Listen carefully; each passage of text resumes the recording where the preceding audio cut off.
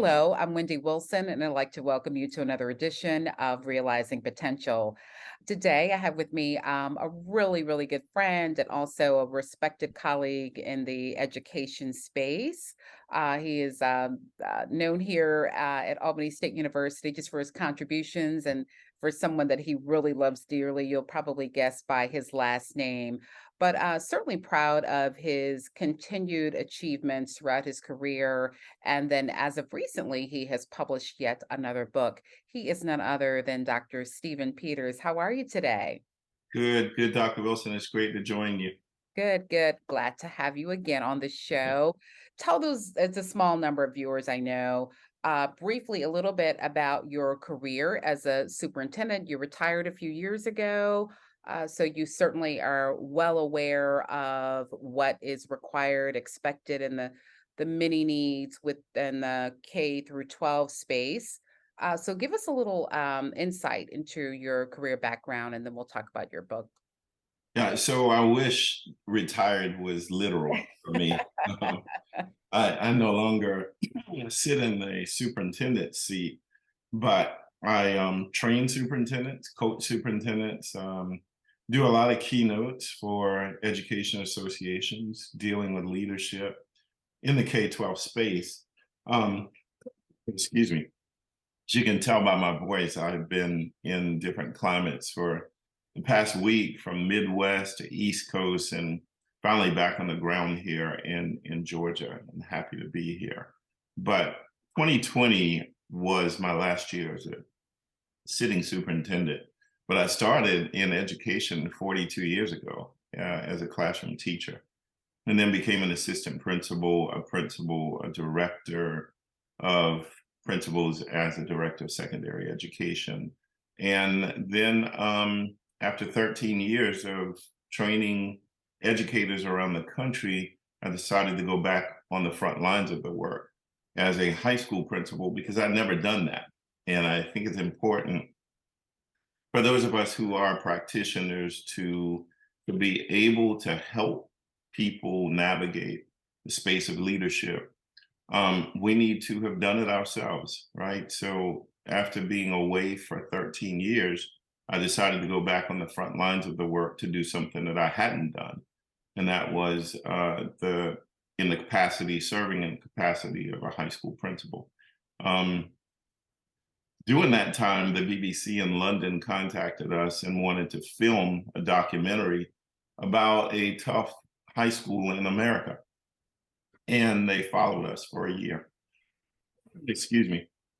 They followed us for a year and they filmed the documentary American High School, a school in the South, which was then purchased by National Geographic Television. It won the European Best Documentary in Education in 2016. And then I was asked to apply for the position of superintendent in a county in South Carolina where I grew up. And I successfully was chosen and voted in and sworn in and did that until 2020. Now I'm back out full time. So retirement might be from the superintendency, but certainly not from the work itself. And I am working all over the country again, helping to empower leaders to really lead with courage and conviction. Outstanding. And so I know you're still hearing lots of stories that are probably comparable to your experiences and your observations when you were either before the classroom teaching or, in the administrative side. And I'm sure some of them are still very disappointing. Every time you and I have a conversation about your background, I'm always reminded of one of my it's a very riveting book, Mhm, and I'm sure you've read it. I know we've discussed it before, but Jonathan Kozol's Savage Inequalities. mhm. Yes, And yes. I'm just still blown away that, that book is probably, I'm sure, over some 25 years old at this point, at this juncture. but there's still references in the book about the inequalities throughout the United States with the school system, and how they are still resonating today. It's still a reality. Sewage coming down the classroom, and I mean, the list goes on. So, what are you hearing when you're speaking to your colleagues that are now in the superintendent seats across the country? Hopefully you will tell me that it's gotten better. But I wish I could. I think you're absolutely spot on. That book is right on my bookshelf behind me. It is a book that I often refer to because it is a constant reminder of the fact that that still exists in the reality of now. What he wrote about, talked about, and actually lived. Jonathan Kozel actually moved into neighborhoods of poor, disadvantaged students to literally see when they get up, when they go to bed, what they eat, what they don't have to eat. And Savage Inequalities really spoke to a lens that many people don't get to see because they don't experience that. sure. Um, when I wrote the book, Do You Know Enough About Me to Teach Me? It was on the heels of that work that Kozel did. And a constant reminder that, as James Comer says from Yale, Dr. James Comer from Yale University, no significant teaching and learning can take shape in the absence of a significant relationship. And Kozel spoke to those relationships, but he also spoke to the landscape and the environment and culture that many disadvantaged kids come up with. It also speaks volumes to what many people run from today, and that is the conversation on equity, the vast inequalities that many of our children deal with in public schools in America. Yeah. And we have to go beyond a conversation. We have to initiate action at some point to change the narrative. I agree. We're dealing with that. In fact, we were in a meeting yesterday. The president is very concerned about the challenges that we're seeing many of our students are experiencing. Your lovely wife, also our amazing provost here at Albany State University, was a part of that conversation with our deans and some other key administrators here, and we're seeing that they are challenged once they enter into the classroom, whether it be just with some of the core competencies, no fault of their own, to the point that you just made, that it's what is actually taking place in that K through 12 space. And I know systems have to deal with absolutely so much, and they are directly impacted by the social ills within the society. And so, children come with all kinds of unimagined challenges, and then the expectation is that they partake and engage in the level of instruction and then retain it. And then once they enter the doors of whether it be a Howard, Harvard, Albany State University, be expected to perform. But again, if they've not been given the level of instruction and development that they so richly deserve, that taxpayer dollars are put toward, then here we are. So we're working to address that and meet them where they are.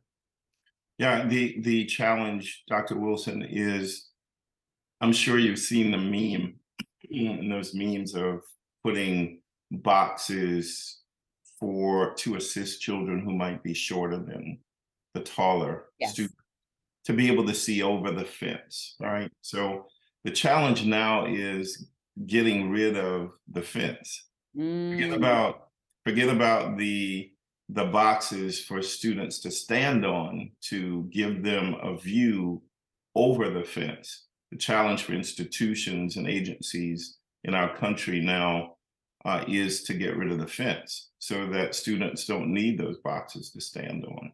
And that is a challenge that I issue everywhere I go. And this requires careful planning and skillful execution of that plan. Excellent. Let's shift a little bit. Certainly your heart remains in education, regardless the area, meaning K through 12, post-secondary education. You're there to assist and serve and then guide.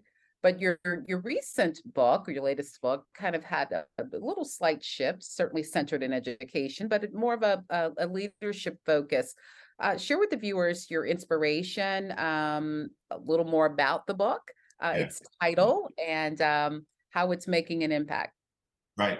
Yeah. So it's an appropriate title. The title is One, and the subtitle is A Process for Building Schools of Excellence for Everyone, the individual, and everyone, the collective. And I partnered and co-authored this book with the great Dr. Mark Wilson, who was in 2008, 2009, the National Principal of the Year. And he was working in Georgia during that time. And I delivered the keynote address at the announcement in Washington, D.C., when it was announced that he won that award. And we've been really doing a lot of work together ever since then. And so Mark and I thought that it was timely with all that was happening around our country, a year and a half ago, to really write a book entitled One. It's an education book. It's a leadership lens with climate culture at its core, but the power of individuals that came through during the pandemic, if you think about the custodians and the roles that they took, the bus drivers, when students couldn't get to school and they had no hot spots in neighborhoods, and how many millions of children were fed, regardless of them being at home and not able to come into school because of the pandemic. Support staff really took on a new meaning in terms of they've always been important and underpaid, but I Yeah. think the pandemic really issued some harsh lessons to not only the K-12 space, but higher ed as well. I mean, Oh, we learned absolutely. so much about the power of one, right? Synergy is defined as the efforts of more than one far outweigh the efforts of one. And that certainly rang true during that time, and still to this day rings true. So Mark and I thought it was not only relevant to write a book of this nature, but to stress the importance of making sure that we sustain that lens about how important it is for one person, the individual, the leaders, the presidents, the superintendents, the principals, the teachers, the students, but also the importance of everyone, the institutions, the agencies, the colleges, universities, and schools. Yeah. So you mentioned the pandemic, and where the world had to shift and adjust to what was just, the world turned upside down for about a 2-year period. And I was recalling some of the major things that all of us had to do. And you mentioned the synergy, and so I'm Mhm. reminded of our Ken Dyer, and Ken, his team gathered together, and I going home for whatever reason, or just being out, and you would see school buses, and they were feeding children that way. Um, because again, we just assume, because we are very fortunate and blessed that everyone has access, and then we know that they do not, to be able to go into the refrigerator and eat. Then parents are working, so that was provided. The hotspot, we had to provide that service to many of our students. I recall them coming on campus just to sit in their cars to be able to take advantage of that, because the digital divide is still so pervasive throughout this country. So yes, absolutely. And I read your book. Um, Gosh, last year. The time is flying by, but you made several excellent points, and we cannot operate in silos or independently. It does absolutely take a collective to complete the work that is before us, even start the work Mhm. that is before us. Yeah, I think that's powerful. I mean, many people realize the enormous challenges that we have before us, even now. A lot of people think the pandemic and the impact or effects of it, Mhm. it's over. It's not over. Not. I see it in my work every day with principals and superintendents and sometimes teachers. In a Mhm. sense, if you look at the numbers would indicate that we have teachers leaving this profession at an alarming rate. The average tenure for a superintendent in our country right now is 2.5 years. I mean, that's not enough time to really get the work going and starting. When we wrote one, I think one of the first segments of the book talks about the power of one. And then the next segment that comes behind it is the promise of everyone, right? I mean, that's powerful when people can come together in a circle. And you've often heard me say, if you're the smartest person in your circle, you need a new circle, Indeed. right? You mentioned Mr. Ken Dyer, who's superintendent of Dougherty County Schools. He's one of the great ones. I just said yesterday to a group of leaders in Dougherty County how blessed they are, how fortunate they are. And he works in concert with your president, Dr. Frederick. And, they worked and created synergy during that time, and they sustain those efforts to this day because as they work together, the power of everyone really feeds the promise for everyone. And in business, they talk about ROI, return on investment. In education, we talk about ROI as it pertains to the return on impact. And right now, we have to make sure that we're making positive impacts on students, but we've got to make sure that we make positive impact on those who provide services to students.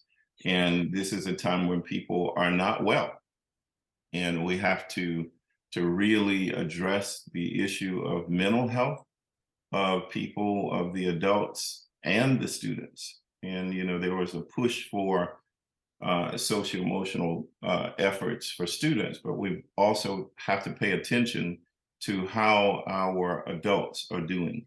And that's a push right now for people to really check in as they're being trained through this initiative out of Green Bay, Wisconsin, that I'm a part of now. It's called Initiative One Leadership Institute, and it is transformative. It is helping leaders to become self-aware that when you get the title of a superintendent or a president or whatever your title may be, that humility is really the new smart. And we need to pay attention and become self-aware and reminded, I think more importantly, Dr. Wilson, that leadership is not about you or me. Leadership is about how you're developing other leaders and influencing other leaders. So this is an exciting venture to empower people to really take those things that are under the table and put them on top of the table and not be afraid, but to courageously deal with those issues in concert, in collaboration with other people. Because I think one of the greatest lessons the pandemic taught us and continues to teach us is that we can no longer do this work in isolation.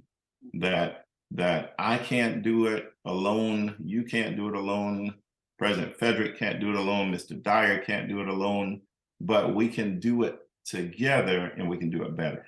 Absolutely. That's going to be critically important that we adopt and maintain that mindset. When you were speaking, I'm just reminded, so many individuals across, certainly in this country, but across the world, experience, daily traumas that's coupled with, so we talked about the savage inequalities prior to the pandemic. So then we all had this major trauma of the pandemic. And again, the expectation is that we just still continue on. So the piece about the exercising humility Mm. is going to be so important, because what it says is that we are human. We continue to be impacted by a lot. And in order to navigate, I'm so exhausted by the word survive. We need to transition to, but so many still are, that we can begin to thrive. That can only occur with just that honest dialogue, bringing their whole selves to the moment, their whole selves being accepted by our colleagues, so that our children can mirror those behaviors. This is exactly who I am. These are my needs. I know you have these expectations, but in order for that to occur successfully, and then we can move, yeah, it's going to have to occur, as you said, with some humility, some honest dialogue, and then that collective bond. Yeah, I think this is a season of grace, of asking for it and extending it to people, not as an excuse that, wow, this work can't be done. I think 50% of doing the work is believing it can be done, but it has to be done in concert with other people. And you and I both know the value and the power of teams. Teams together, everyone achieves more, right? But when we have individuals who step out and they are trying to make a name for themselves, or get the claps or the likes on social media, or how many people viewed their post, that's an individual approach that doesn't work. It just really erodes the process of how powerful we can impact the lives of young people. And as we think about a season of grace, we also have to think that this is a time where we need partnerships. That if we can no longer do this work in isolation, then how do we partner with others, other agencies, other people, people who have talents that really don't exist in our circle right now? And we've got to be able to um, aggressively seek partnerships with people. I can't help but think about the success that we were able to garner in school buildings when I was a principal, or in all of our campuses when I was a superintendent. And I see Mr. Dyer doing the same thing. And that is because he understands the power of partnerships, partnerships with parents, wherein traditionally and historically in our country, parents have been consumers of public education. And now the shift is to make them partners in education versus consumers of public education. And the same thing with our students. How powerful would it be that on every campus, university or college campus, and by the way, you mentioned Hampton when you were mentioning Harvard, Howard, ASU. Hampton is that other school that you forgot about to mention, so I'll mention that. But how powerful would it be to have our students help us lead and manage these institutions? Oh, I wow. mean, I think that the issue that we have is not that our expectations are too high for our students. I think our expectations are too low, and they are rising to those low expectations every day. But we have young people in our country right now who are more than ready to step in and partner with us in this work. And I am prayerful that in my lifetime, I will see um, shining examples of young people helping us lead, helping us manage the chaos, because I truly believe in my heart that we are faced with opportunities brilliantly disguised as impossibilities. Mm, All of these challenges that we face right now are opportunities for us to do better, to be better, and deliver a better standard of quality to young people in our country. excellent thought. I fully agree with that. I'll send you your check because I'm going to have to adopt that and use that a few times. I love that. Right. Yeah, that is so spot on. So it's just, as we've been saying all along, it's a mind shift that we Mhm. have to, and then with intentional work to follow with that. So before we wrap up, Yes. just two things. I need the name of the book again, where our viewers can purchase the book, and what author do you go to that brings you that or provides that added push or motivation that we Well, so often need. those are great. You always ask great Well, questions, right? thank you, sir. So, first, the book is one. Um, it's written, co-authored by Dr. Mark Wilson, and you can find it on my website or his, principalleadership.com, drstephenpeters.com, or of course, Amazon. And when we think about authors or work, it's very, very difficult for me to name one or two because I get so much from so many sources. I've got a book behind me right now on the bookshelf that is so old. I think it was published in the early 70s. It's a conversation between Dr. James Comer of Yale University and Dr. Ron Edmonds of Harvard University, two African American males in the early 70s. And it's them doing what you and I are doing right now. It's like question, answer, conversation. And I find myself going to that source very, very often because, as you mentioned, with the coals of work, they were way ahead of their times, but also sadly and interesting to note that some of those same issues from 3 decades ago, we're still dealing with, and some of them at full throttle. Oh, absolutely. That's the alarming part, is that those issues from 20, 30 years ago, we're still dealing with them now. They have manifested in so many ways. It reminds me of the research that I did for Do You Know Enough About Me to Teach Me, which highlights the 5 major influences on school-age children in America: homeschool, peer influence, church, and television. And to see the flip of what used to be 1, 2, and 3, now being 3, 4, and 5, we get a picture of why we're dealing with what we're dealing with, not only in our schools or on our school campuses, but in our society as large. So I have so many multiple sources. I find myself going to the book also.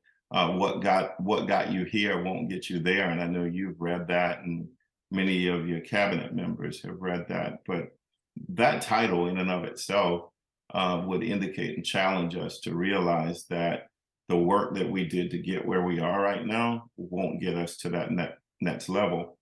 And more importantly, the next level of leadership always requires a different version of the leader now. And so the question I ask leaders: are you doing the work that will cultivate the change that you need to present the best version of yourself at that next level? And if the answer is yes, kudos to those. But if it's no, you need to get started. Work to be done. Some work Yes. to be done. Dr. Stephen Peters, it is always a pleasure. Thank you so much. And thank you for extending me some grace. We were actually supposed to do this in person. I had this grand resurgence, if you will, of the Timbuktu Book Festival that I have done probably about 15 Mhm. years ago. And I still have plans on doing that, Awesome. and just bringing great authors into the room and sharing your stories and your Mhm. inspiration for the book and hopefully inspiring others. So we are going to find a day, but I did not want to miss this opportunity to Absolutely. still, yeah, share your great work and your achievements and your contributions to not only just the educational space, to the world, to our viewers, to kind of give them an update. So thank you for Mhm. extending your time this morning. Know that you are always welcome back Thank on you the so much. show. Go Rams. Absolutely. Viewers, thank you so much for joining me for this edition of Realizing Potential. I'm Wendy Wilson, and I look forward to seeing you next time.